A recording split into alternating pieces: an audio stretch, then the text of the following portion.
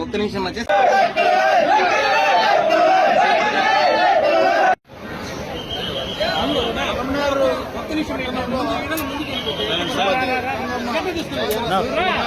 Silent గా ఉన్నాడా.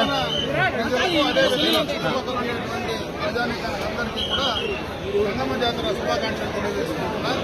అమ్మవారి జాతర ఎప్పుడూ కూడా రంగరంగ వైభవంగా కూడా జరగడం అందరికీ తెలుసు. అయితే ఎన్నికల కోడ్ వల్ల ఇంత లేట్ అయినా కూడా ఈరోజు అమ్మవారి జాతర పట్టణంలో బ్రహ్మాండంగా కూడా జరిపించే కార్యక్రమాన్ని ఇక్కడ పట్టణ పెద్దలందరూ కూడా చేయడం జరిగింది.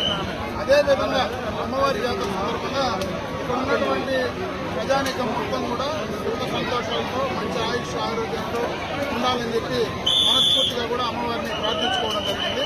అదేవిధంగా భవిష్యత్తులో కూడా అమ్మవారి కృప అందరికీ కూడా ఈ యొక్క పట్టణ పరిధిలో కావచ్చు, నియోజకవర్గ పరిధిలో కావచ్చు, అమ్మవారి కృప అందరిపైన చల్లగా ఉండాలని చెప్పి మనస్ఫూర్తిగా కూడా అమ్మవారిని కోరుకుంటూ సెలవు తీసుకుంటాం.